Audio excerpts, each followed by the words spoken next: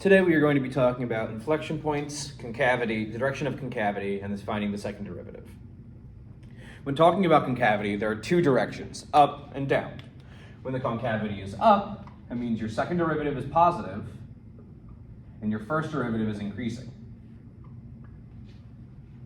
When your concavity is down, it means your second derivative is negative and your first derivative is decreasing.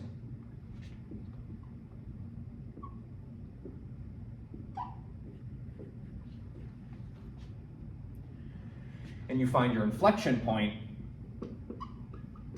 by setting your second derivative to 0.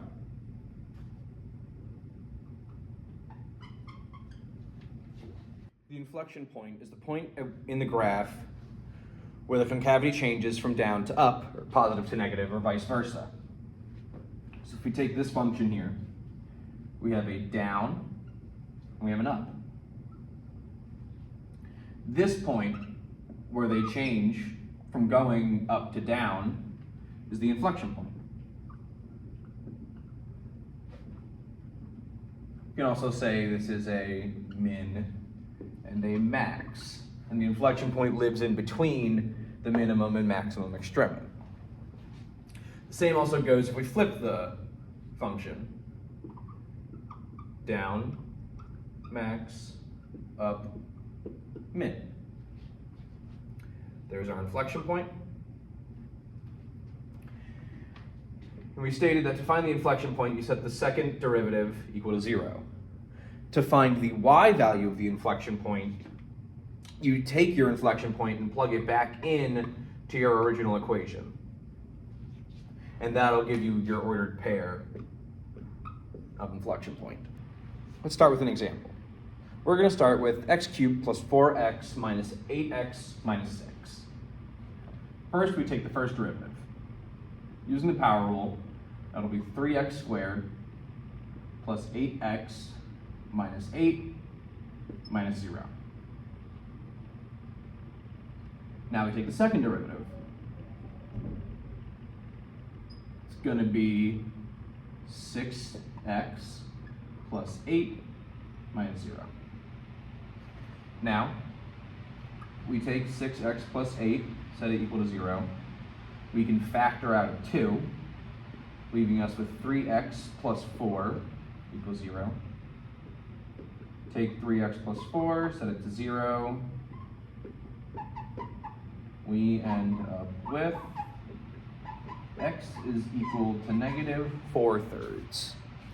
So negative 4/3 is now our inflection point. Now that we have the inflection point, we need to find out what side of the inflection point is going up and which side is going down. And we do that by testing it. So first we'll draw out a number line. Then I'll put negative 4/3 right in the middle. And we know that negative 4/3 is just a little bit greater than negative 1. So my first test point's going to be 0 for a point greater than negative 1. And my point less than negative 1 is going to be 2. Negative 2. So now, we take these and plug them back into our factored equation of 2 times 3x plus 4 equals 0. First, we're going to start with 0. That'll be 2 times 2, and then parentheses 3 times 0 plus 4. 3 times 0 is 0, making this 2 times 4, which equals 8.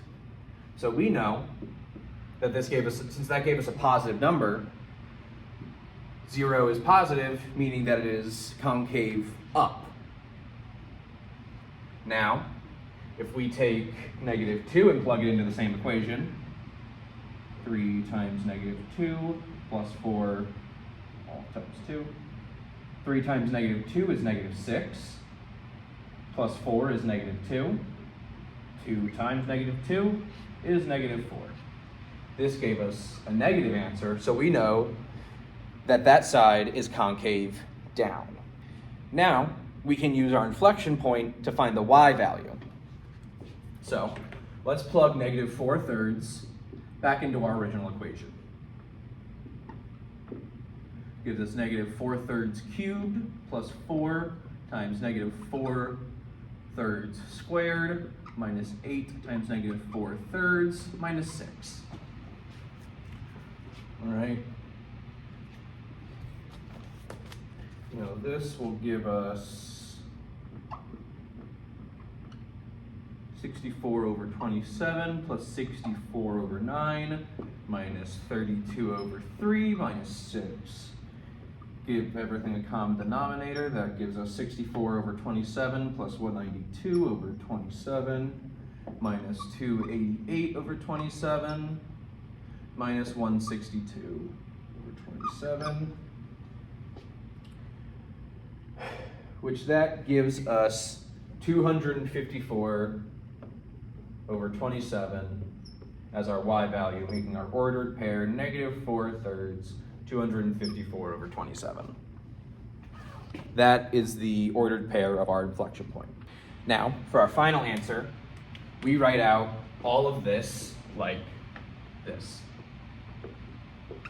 The function is concave down from negative infinity to negative 4/3, and it is concave up from negative 4/3 to infinity. And now we have a fully solved concavity problem. Let's do another example problem. This one will be x to the 4th plus 3x cubed plus 8x. Let's take our first derivative.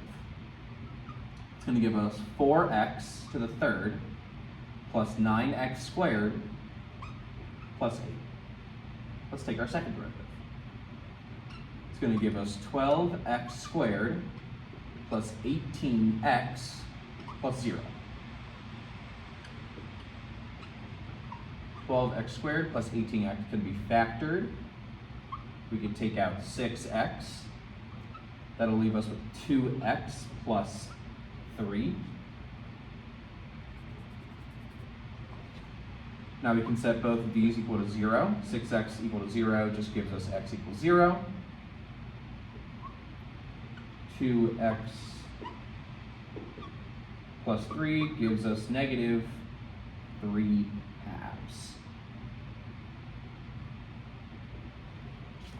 Now that we have these 2 points, we can put them on a number line and test them.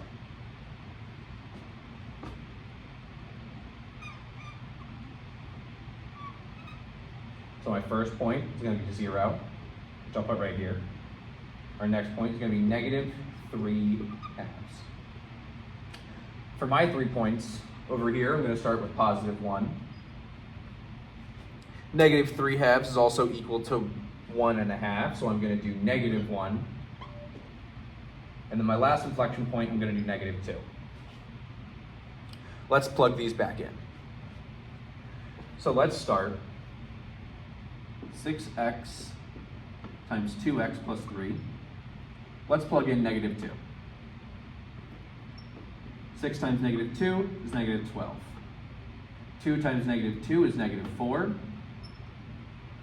Plus 3 gives us negative 1, giving us negative 12 times negative 1, which equals positive 12, meaning this side is positive, also known as concave up.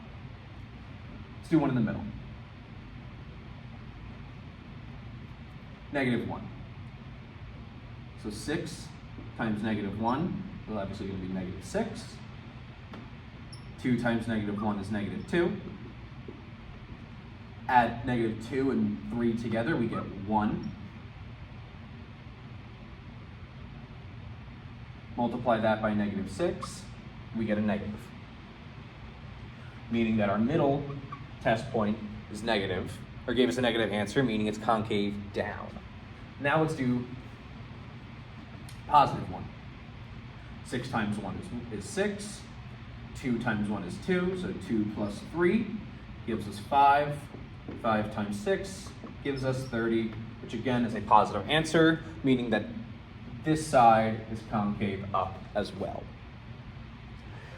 So our graph goes from concave up to concave down to concave up. When writing that in an answer, we'll start with concave up. We'll write it as from negative infinity to negative 3/2 union 0 to infinity.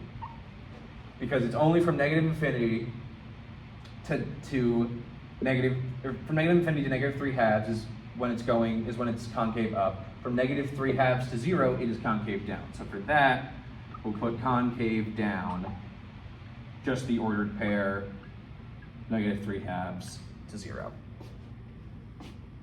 And for our y point, it's going to be negative 3/2 to the 4th power plus 3 times negative 3/2 to the 3rd plus 8 times negative 3/2, which is going to give us negative 273 over 16. So our final ordered pair, or our final inflection point, x and y value is negative 3/2 and negative 273 over 16. And that is how you find the direction of concavity, the inflection point, and how to find and use the second derivative. Thank you.